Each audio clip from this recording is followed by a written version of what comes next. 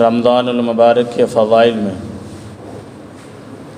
عن سلمان رضی اللہ تعالی عنہ قال خطبنا رسول اللہ صلی اللہ علیہ وسلم فی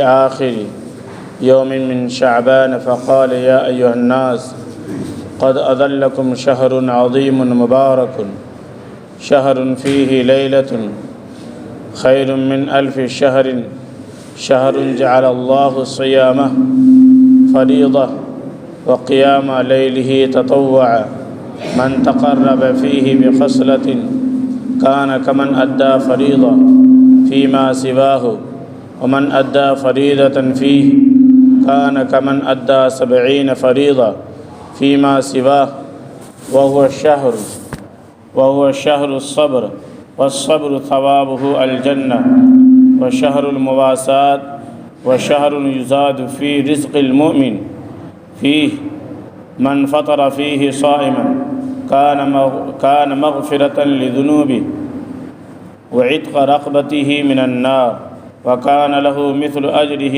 من غير أن ينقص من أجره شيء قالوا يا رسول الله ليس كلنا يجد ما يفطر الصائم وقال رسول الله صلى الله عليه وسلم يعطي الله هذا الثواب من فطر صائما على تمرة أو شربة ماء أو مزقة لبن وهو شهر أوله رحمة وأوسطه مغفرة وآخره عتق من النار من خفف عن مملوكه فيه غفر الله له وأعتقه من النار واستكثروا فيه من 4 خصال خصلتين ترضون بهما ربكم خصلتين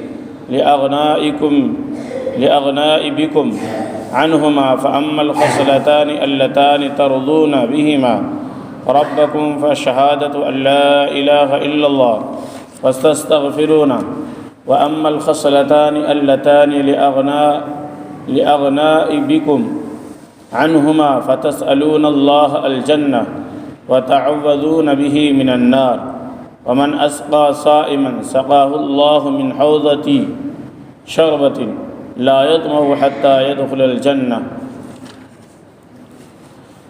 یہ خطبہ ہے جو حضور اکرم صلی اللہ علیہ وسلم نے شعبان کے آخری مہینے میں اپنے صحابہ کے درمیان میں خطبہ دیا اور رمضان المبارک جیسے مہینے کی عظمت، فضیلت، برکت کو بیان کرنے کے لیے اس حدیث پاک کو نقل کیا۔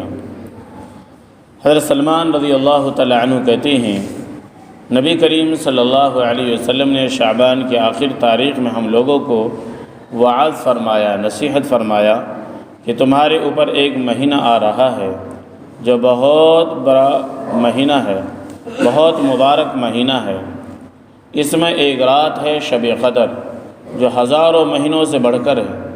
اللہ تعالیٰ نے اس کے روزے کو فرض فرمایا اور اس کے رات کے قیام یعنی تراویح کو ثواب کی چیز بنایا۔ اس سے یہ سمجھ میں آیا کہ تراویح بھی اللہ ہی کی طرف سے ہے۔ جو شخص اس مہینے میں کسی نیکی کے ساتھ اللہ تعالیٰ کا قرب حاصل کرے ایسا ہے کہ جسے غیر رمضان میں فرض ادا کیا۔ جو شخص اس مہینے میں کسی فرض کو ادا کرے وہ ایسا ہے جیسے کہ غیر رمضان میں 70 فرض ادا کیے۔ جو شخص اس مہینے میں کسی فرض کا ادا کیا وہ ایسا ہے جیسے کہ غیر رمضان میں 70 فرض ادا کیے۔ اور جو شخص اس مہینے میں کسی نیکی کے ساتھ اللہ کا قرب حاصل کرے وہ ایسا ہے جیسے غیر رمضان میں فرض ادا کیا۔ یہ مہینہ صبر کا ہے اور صبر کا بدلہ جنت ہے، اور یہ مہینہ لوگوں کے ساتھ غمخواری کرنے کا ہے۔ اس مہینے میں مومن کا رزق بڑھا دیا جاتا ہے۔ جو شخص کسی روزے دار کا روزہ افطار کرائے اس کے لیے گناہوں کے معاف ہونے اور آگ سے خلاصی کا سبب ہوگا، اور روزے دار کے ثواب کے مانند اس کا ثواب ہوگا، مگر اس روزے دار کے ثواب سے کچھ کم نہیں کیا جائے گا۔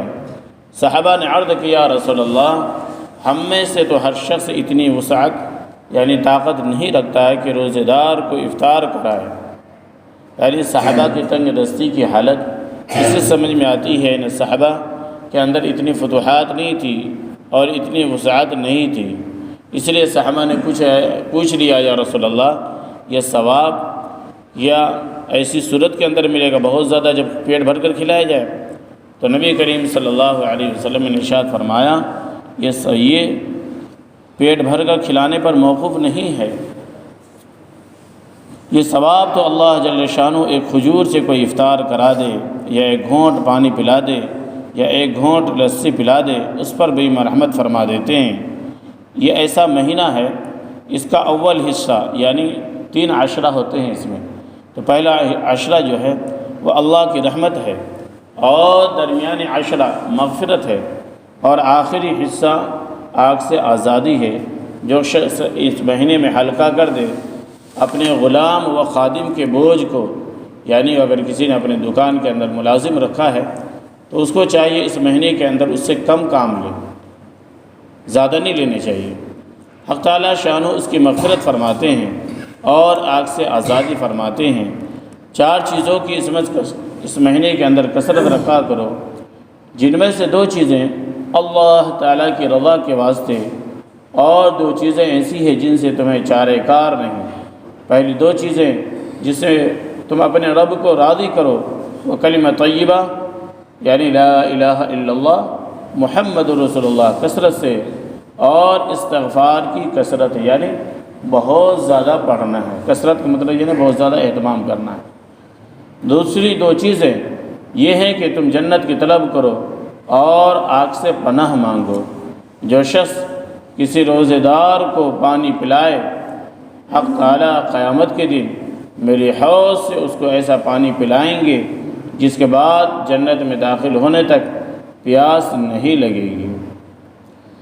نبی کریم صلی اللہ علیہ وسلم کا اہتمام شعبان کے آخر تاریخ میں خاص طور سے اس کے تعلق سے یعنی رمضان کے تعلق سے نصیحت فرمانا اور لوگوں کو تنبیہ فرمائے تاکہ رمضان المبارک کا 1 سیکنڈ بھی غفلت سے نہ گزر جائے۔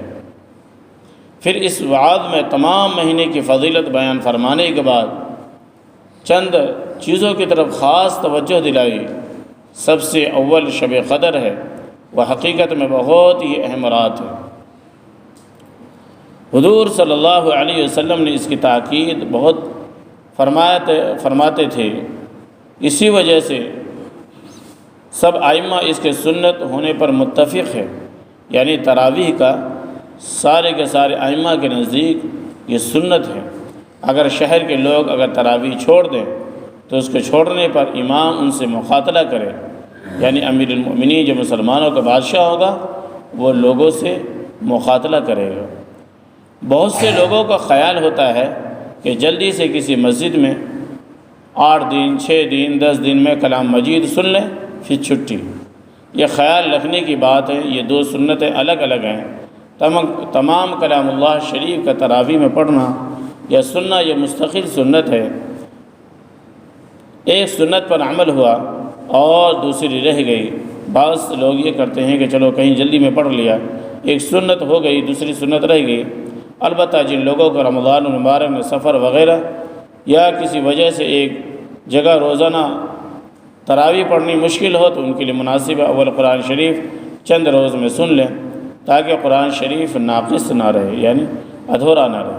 پھر جہاں وقت ملا اور موقع ہوا وہاں تراویح پڑھ لی، قرآن شریف بھی اس صورت میں ناقص نہیں ہوگا اور اپنے کام کا بھی حرج نہیں ہوگا۔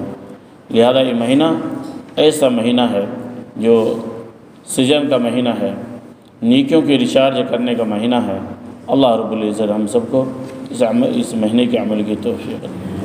سبحان اللہ وبحمدہ، سبحانک اللہم وبحمدک، ونشہد ان لا الہ الا انت،